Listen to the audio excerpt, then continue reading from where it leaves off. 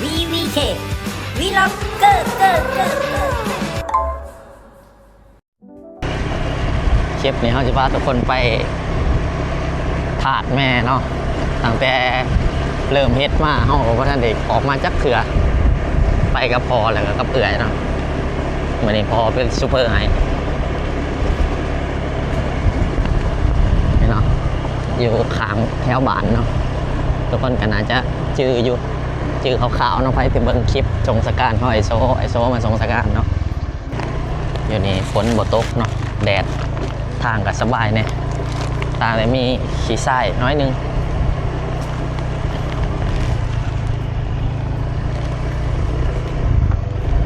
เดี๋ยวแฮชสวงอ่ะโอ้เราว่าบ่ลงก็ได้พอเชียนแล้วเนาะ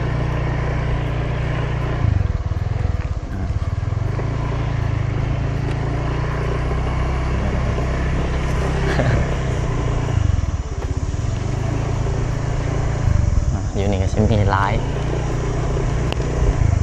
แห่งเนาะสุสานเวียด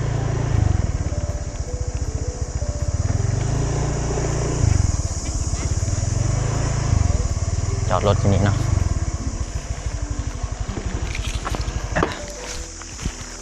บอกว่าได้หมดดึงrồi đi cầm đi bóng luôn rồi không đi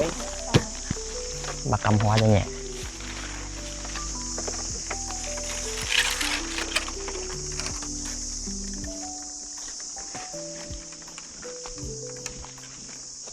เนาะอันนี้สุสานเวียดอันนี้ของกระเจ้าของแม่ยางเขาไปไหนพี่เนาะ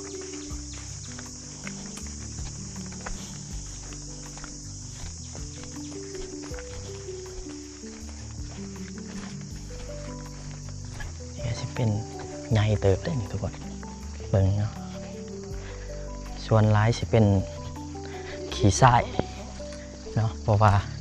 ดินนี่มันอยู่ไกลทะเลเด้ทะเลอยู่หลังเด้ทุกคนมันก็เลยเป็นขี้ทรายทรายเป็นทรายขาวนะเบิ่งใกล้ๆนี่คิดว่าหิมะเลย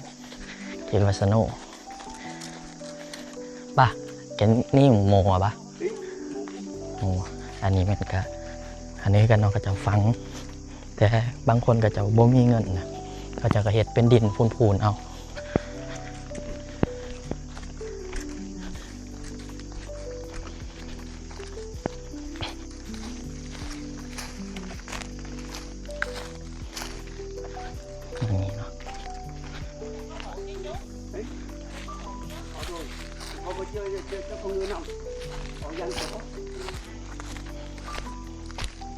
อันนี้กันดิน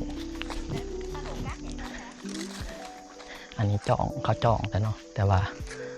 เมื่อท่านมีใครมาฟังจองดินซื้ออันนี้ของพอเนาะอันนั้นของแ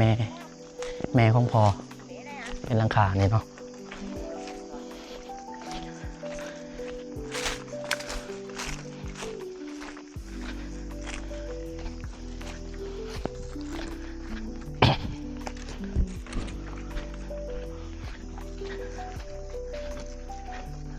3 ถาดนี้ก็เป็นไอ้น้องของพอ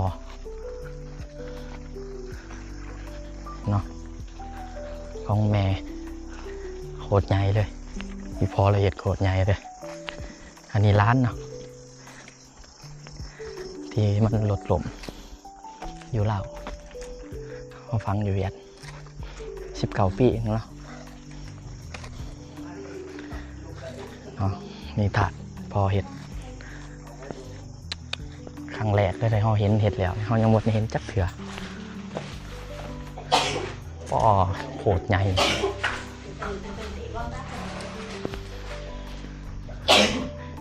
มีหูมี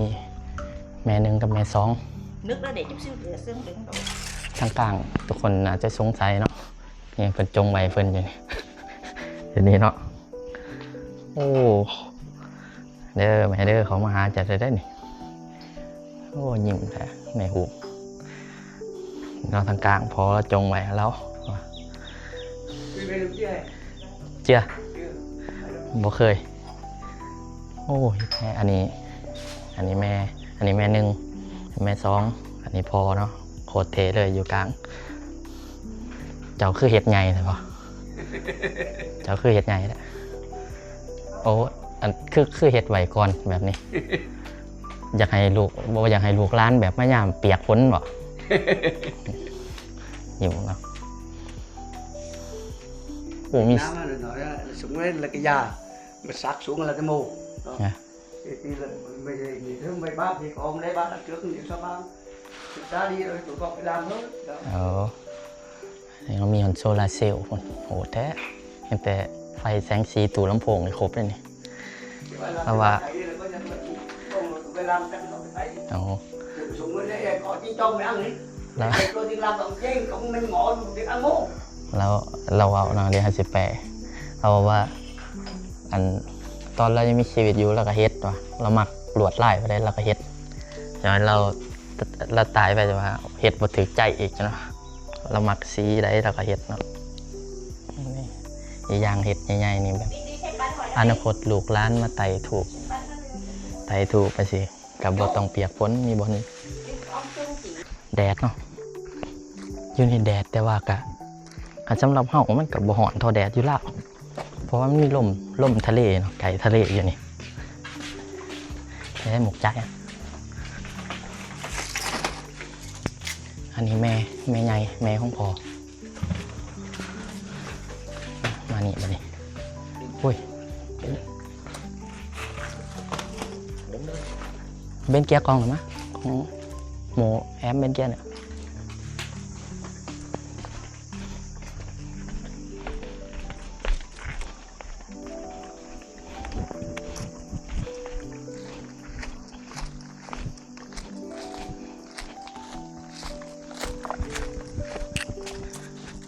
มานี่เนาะแดงหมูอันไง phải không? Dạ. Anh này Một cái hai cái 2 cái thì vậy. Em muốn biết nè. Chị nói mấy cái? là mấy cái không nhiều lắm mà Đây một bên kia 3 cái 3. Đây 3. cái phải không? Dạ. อันนี้อายเฮาเนาะก่อนสิมีเฮาก็มีอายคนนึงแต่ว่าแบบอันนั้นรู้ลูกเนาะแม่เรารู้ลูกคือทุกคนเห็นหญ้าปงอะสิเนาะว่าคือบ่รกอะสินะให้มันสะอาดสิแบบรกบ่ได้เนาะเพราะว่าเป็นต้องมันสิมีมือโดยเฉพาะแบบมือแบบญาติมารวมกันเป็นบุญเนี่ยมาอนามัยแบบรวมนำกันมาไหว้ก็มาอนามัยเลยมาลกหญ้าจังลกได้เนาะปกติมันลกบ่ได้โอ้มีดอกจำปาเนาะพอแล้วดอกจำปามาปลูกใส่จำปาจำปีเนาะสีบัวก็มีอันนี้ร้านเนาะ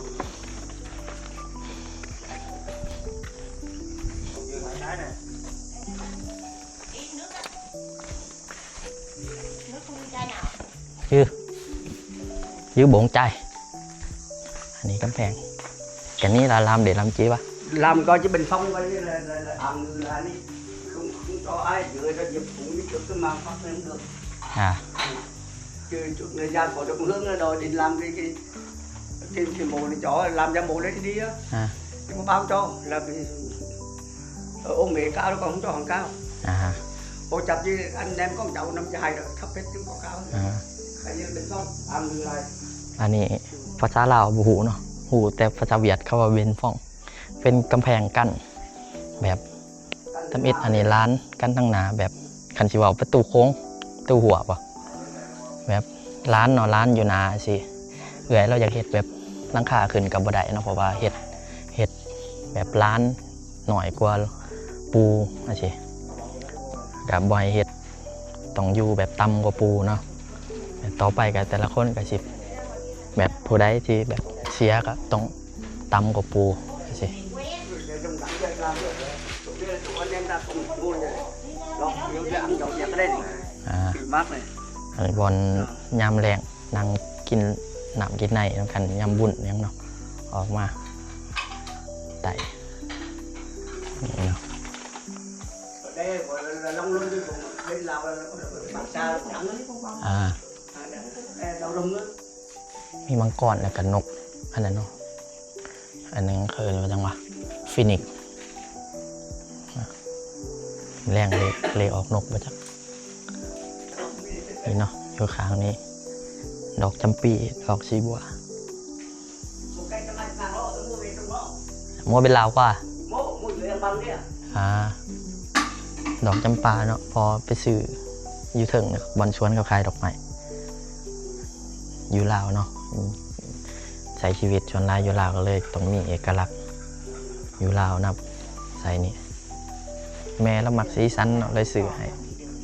mà cắt ra nè อันนี้หัวจีปะ đấy họ có กบภาษาลาวโบหูโหแต่ซื้อกุ๊กเนาะ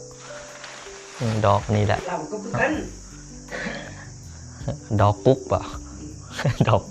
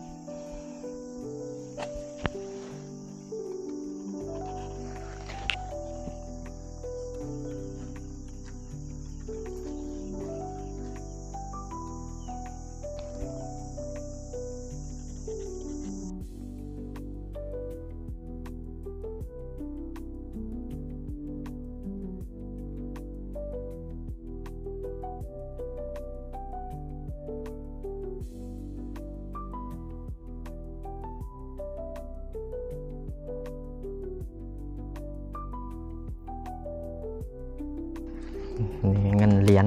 เนาะแม่แล้วว่ามักใส่เงินเหรียญก็เลยส่งเงินเหรียญไปให้เรา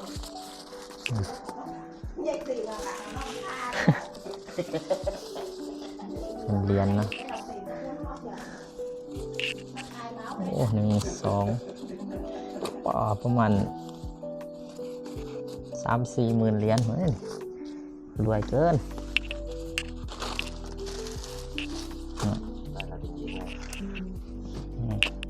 เวียดตอนนี้เงินเวียดอันนี้คำน่าสอนคำแพง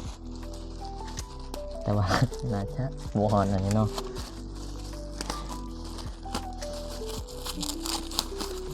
เดี๋ยวลงไปจากในคำ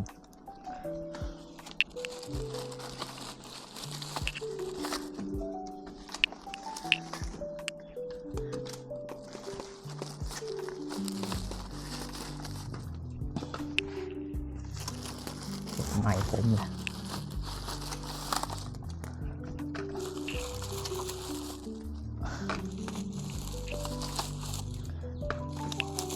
เป็นห่วงเนาะเผาลงร้ายให้เราหย่อนยังงบยานโจดอย่าลุมเนาะเพราะว่าเราบล็อกเคลื่อนเลยเอาเผากระแจลงไปให้บ่ได้เนาะมันเป็นเล็กเลยจะฝากธนาคารลุมเนาะอันนี้พอเราเห็นเป็นปูนปิดไว้เนาะเอาว่าอันนี้อยู่ได้ด้นบ่ว่าอันนี้อีก30 ปีจังสิได้ใครเนี่ยเนาะพอจะยังอยู่อีก30 ปีแล้วยังด้นจะจักปีละปีนี่73อีก30 ปีกับไม่ได้103 ปีเมย์หมายตัวจิน93แม่ของพอ93 ปีเนาะอีพอน่าจะ105 ปีอีก30 ปีได้ยังโดนอยู่ไหวแล้วเนาะครับเพื่อนพันนี่มืออื่นเฮ็ดบุญเนาะมือก่อนเข้ามาจุดก่อนเนาะเข้ามาตอนไหว1 อาทิตย์บ่1 เดือนอันฝันเห็นเรามาป้อนเขาให้กินเนาะเราน่าเป็นห่วงปัดก่อนมือสิมาเนาะก่อนมือสิมาเนี่ยเอานอนอยู่สตูก็นอนอยู่ลาวแหละฝันเห็นเราอีกเนาะแต่ แต่ละเทื่อบ่เคยเห็นเราเด้บ่เคยฝันเห็นเลย แต่มือใช่มานี่ฝันเห็นเราใส่สุดแบบโอ้เสียงจักจันแล้วใส่สุดแบบอันวัยรุ่นY2K นะครับใส่แบบแรปเปอร์อย่างเสือโอ้ใส่แบบโคตรวัยรุ่นแต่งโตโคตรเท่เลยยืนขวาอยู่เพื่อนอยู่อัตปือเนาะ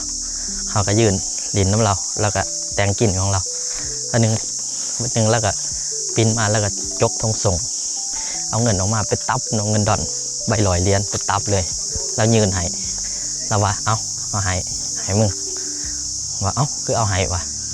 แล้วก็จกออกมาอีกตับใบ10,000กีบไปตับเลยหลังจากนั้นก็ตื่นนอนเนาะโอ้เรามาเอาเงินให้ได้นี่หรอซื้อเลขก่อนถือว่าเราสิมีโศกได้นี่หรือว่าเพลงสีดังได้นี่เนาะเอา